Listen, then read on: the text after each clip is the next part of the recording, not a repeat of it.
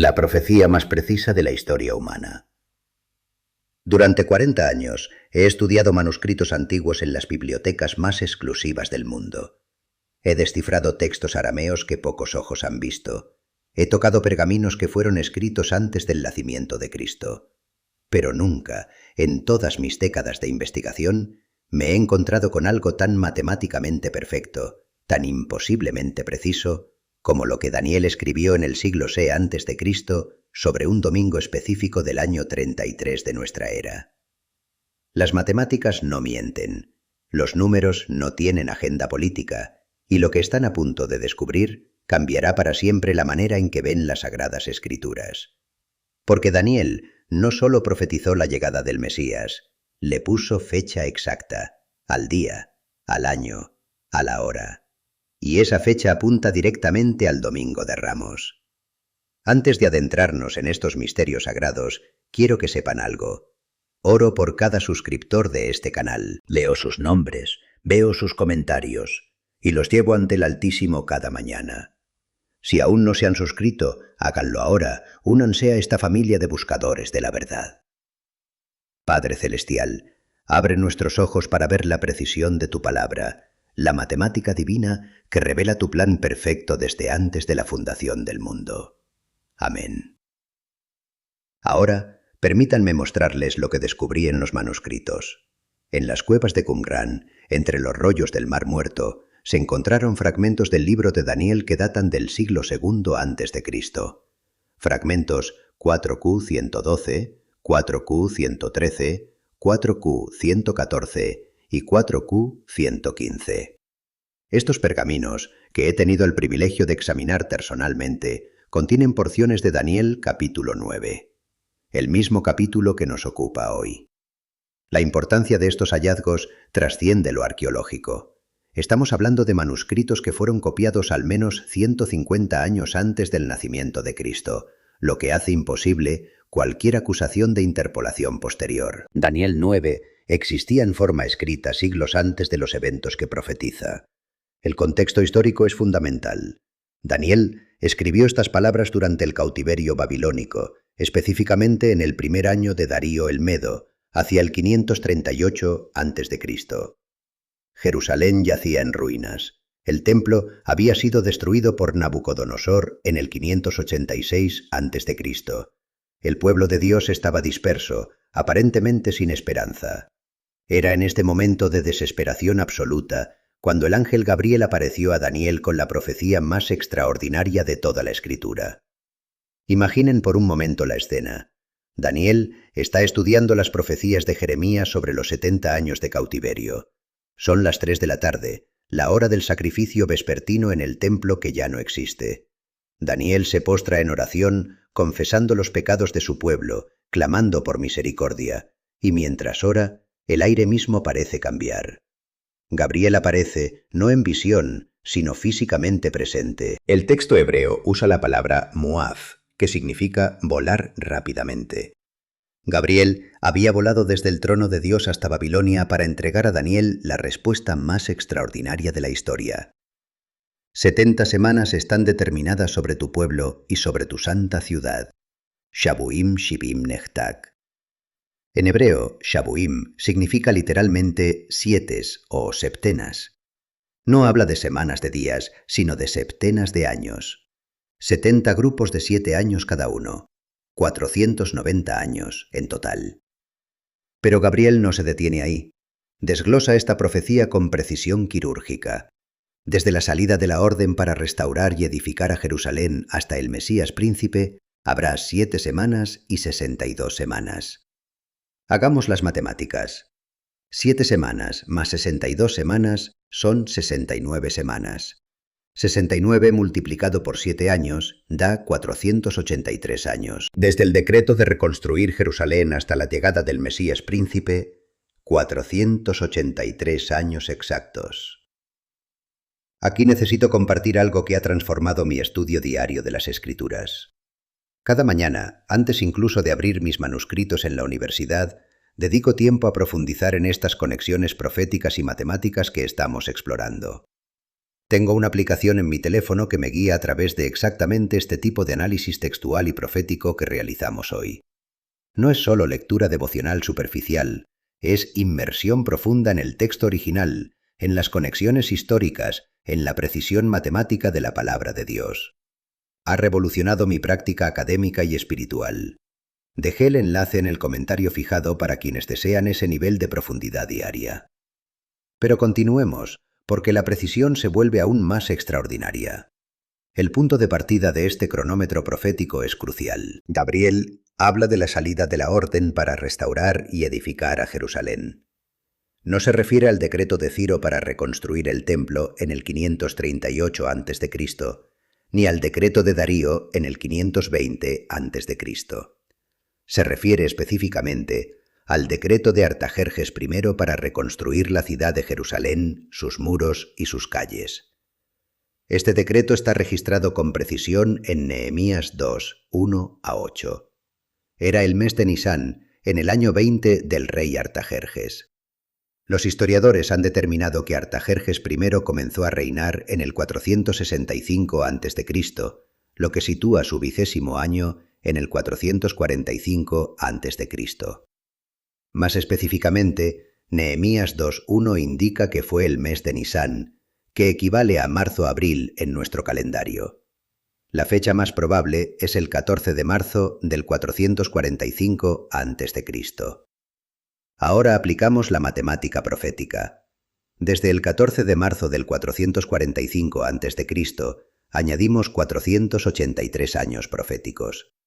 Aquí debemos entender que el calendario profético bíblico usa años de 360 días, no de 365. Los 483 años proféticos equivalen a 173.880 días. Cuando convertimos estos días al calendario juliano y los añadimos al 14 de marzo del 445 a.C., llegamos al 6 de abril del 32 después de Cristo. Pero hay una discrepancia que debemos resolver. Los eruditos están divididos entre el 32 después de Cristo y el 33 después de Cristo como el año de la crucifixión. Sin embargo, las evidencias astronómicas y históricas más recientes apuntan al año 33 después de Cristo. El 6 de abril del 33 después de Cristo fue precisamente el domingo que hoy conocemos como Domingo de Ramos. El día en que Jesús de Nazaret hizo su entrada triunfal en Jerusalén, cumpliendo al pie de la letra la profecía de Zacarías 9:9. Regocíjate mucho, hija de Sión, da voces de júbilo, hija de Jerusalén. He aquí tu rey vendrá a ti, justo y salvador, humilde y cabalgando sobre un asno. Transportémonos a ese domingo extraordinario del año 33. Jerusalén hierve de expectativa. Es la semana de Pascua, y la ciudad que normalmente alberga 80.000 habitantes se ha hinchado hasta albergar más de 250.000 peregrinos venidos de todo el Imperio Romano. El aire huele a incienso, a corderos para el sacrificio, a sudor y polvo levantado por miles de pies descalzos sobre las piedras calcáreas del Monte de los Olivos. Jesús está en Betfago, una pequeña aldea a menos de 2 kilómetros de Jerusalén. Puede ver la ciudad desde allí. Las murallas doradas del templo de Herodes brillan bajo el sol matutino. Es una construcción colosal, el edificio más imponente del mundo mediterráneo. Los muros del templo se elevan a más de 40 metros de altura. Algunas de las piedras de los cimientos pesan más de 570 toneladas. Pero Jesús no está contemplando la grandeza arquitectónica. Está a punto de cumplir una cita que fue fijada 483 años antes en una visión en Babilonia. Sus discípulos no lo entienden. Las multitudes no lo entienden. Incluso sus seguidores más cercanos esperan que declare un reino político, que expulse a los romanos, que restaure la monarquía davídica. No comprenden que este domingo no se trata de política terrenal, sino del cumplimiento exacto de la cronología divina. Jesús les dice a 2 de sus discípulos que vayan a la aldea cercana, donde encontrarán un pollino atado sobre el cual ningún hombre ha montado jamás. La especificidad de estas instrucciones no es casualidad. En el mundo antiguo, un rey que venía en son de paz montaba un asno. Un rey que venía para la guerra montaba un caballo. Jesús está declarando sus intenciones. No viene como conquistador militar, sino como príncipe de paz. Pero la multitud no está preparada para la paz. Quieren guerra, quieren liberación política. Mientras Jesús desciende por el monte de los Olivos, montado en el pollino, las multitudes explotan en júbilo. Cortan ramas de palmeras, extienden sus mantos en el camino. El griterío es ensordecedor. Hosana al Hijo de David, bendito el que viene en el nombre del Señor. Hosana en las alturas, hosana. Hosana, en arameo, significa sálvanos ahora. Es tanto una aclamación como una súplica desesperada. Estas personas han vivido bajo el yugo romano toda su vida. Pagan impuestos que los empobrecen. Ven crucifixiones regularmente en las afueras de la ciudad. Ven a sus compatriotas vendidos como esclavos. Han esperado al Mesías liberador durante generaciones y ahora, en este momento, creen que ha llegado. Pero Jesús llora. En medio del júbilo, en el momento de su mayor triunfo popular, Jesús derrama lágrimas. Lucas 19:41 nos dice que al ver la ciudad lloró sobre ella. El verbo griego es eklausen, que no describe lágrimas silenciosas, sino sollozos profundos, el tipo de llanto que convulsiona todo el cuerpo. Mientras las multitudes gritan hosana, Jesús ve lo que ellos no pueden ver. Ve el futuro, ve la destrucción de Jerusalén que vendrá en el año 70 después de Cristo, ve el templo en llamas, ve a más de 1 millón de judíos muertos en el sitio romano, ve a los supervivientes vendidos como esclavos en los mercados del imperio. Ve todo esto porque su pueblo no reconoció el tiempo de su visitación. Aquí quiero hacer una pausa, porque sé que alguien que está viendo esto ahora mismo está pasando por su propio momento de no reconocer la visitación de Dios. Tal vez sientes que Dios está distante. Tal vez has estado esperando una respuesta, una señal, una intervención divina, y no llega de la manera que esperas. Escríbeme en los comentarios qué estás esperando de Dios en este momento. Leo cada comentario, y esta comunidad ora unos por otros. No estás solo en tu espera. Los fariseos en la multitud están furiosos. Lucas 19:39 registra sus palabras. Maestro, reprende a tus discípulos. Ellos quieren que Jesús detenga esta demostración mesiánica.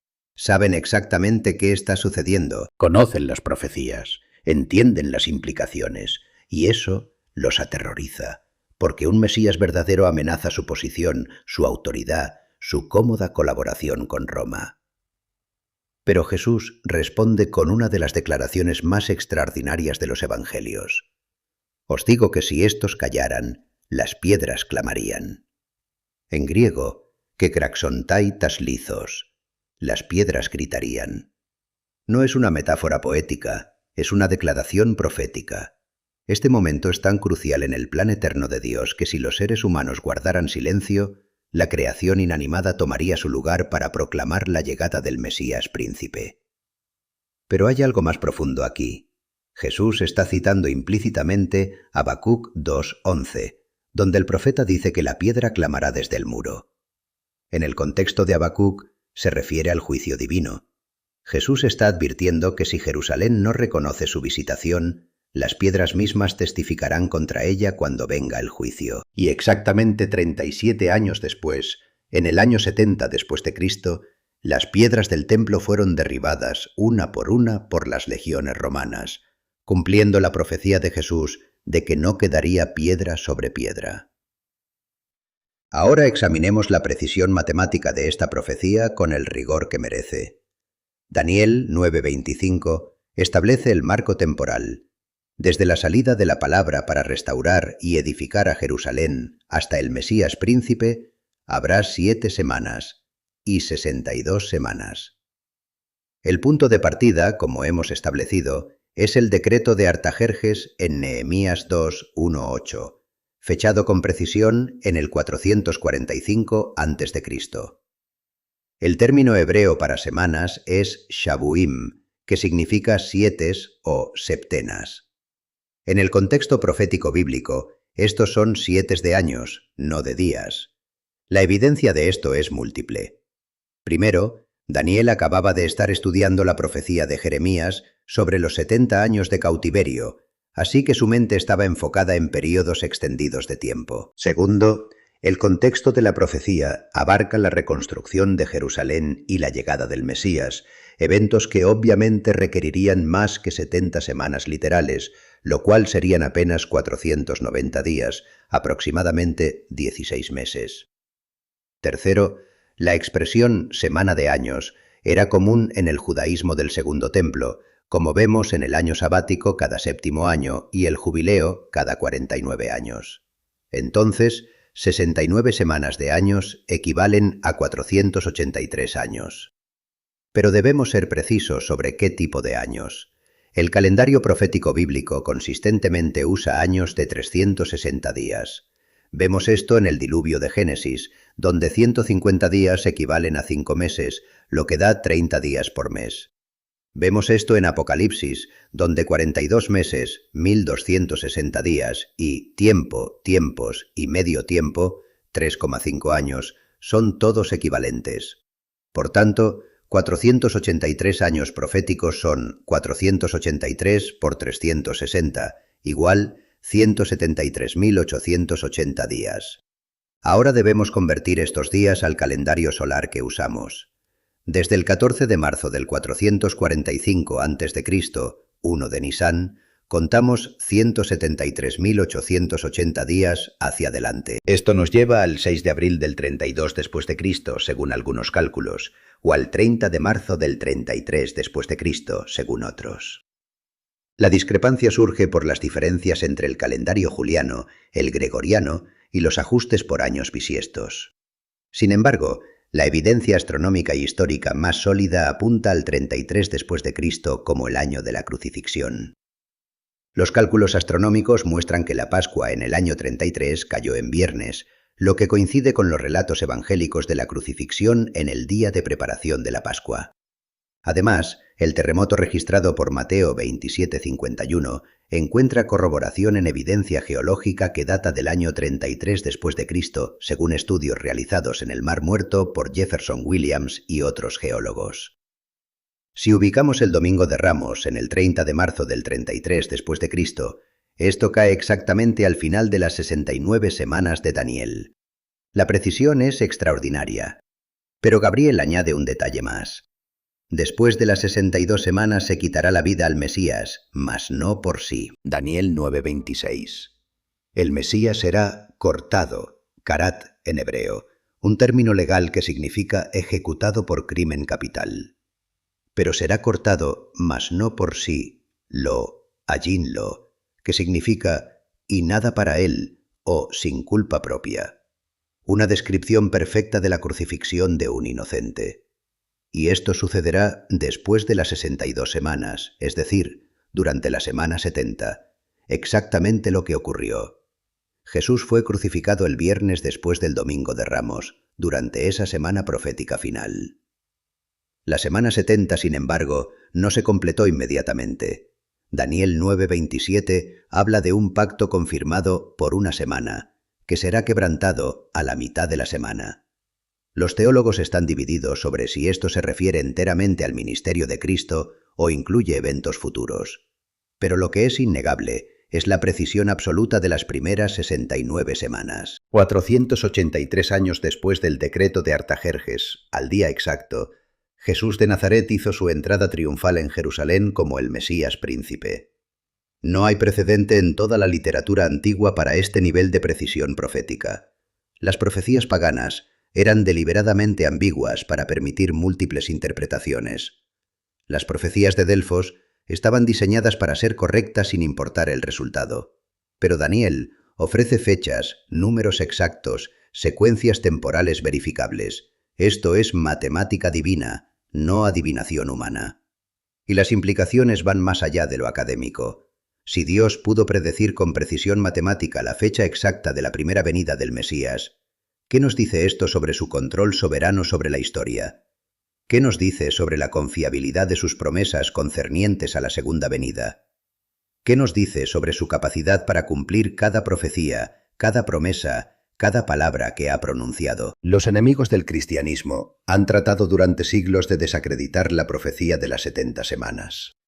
Han propuesto fechas alternativas para el decreto inicial. Han cuestionado la cronología del ministerio de Jesús.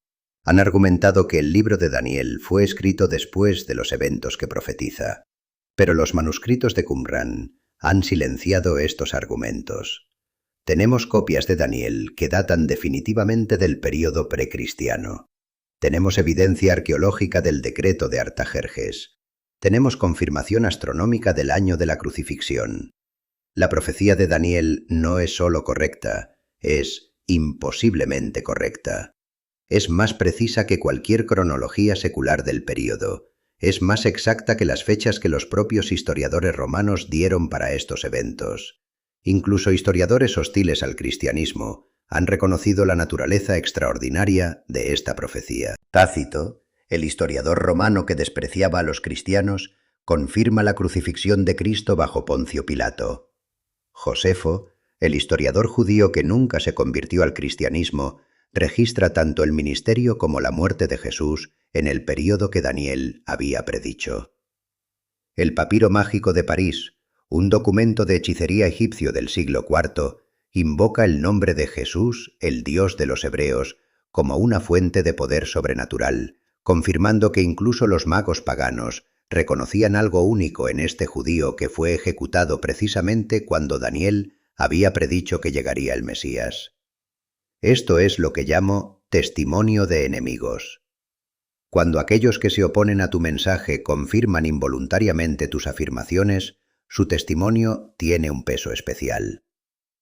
Roma tenía todo el interés en desacreditar a Jesús. Los judíos que rechazaron a Jesús tenían toda la motivación para negar su mesianazgo. Los magos egipcios no tenían razón para honrar a un dios judío, a menos que hubieran presenciado un poder genuino. Sin embargo, todos ellos confirman la realidad histórica de Jesús y el cumplimiento de las profecías mesiánicas en el tiempo exacto que Daniel había especificado. Quiero hacerles una pregunta personal, y la hago en serio. ¿Han experimentado alguna vez un momento donde sintieron que Dios tenía un plan específico, una cita divina, una fecha marcada en su calendario eterno, precisamente para ustedes? Porque eso es exactamente lo que vemos en el Domingo de Ramos. No fue casualidad, no fue improvisación.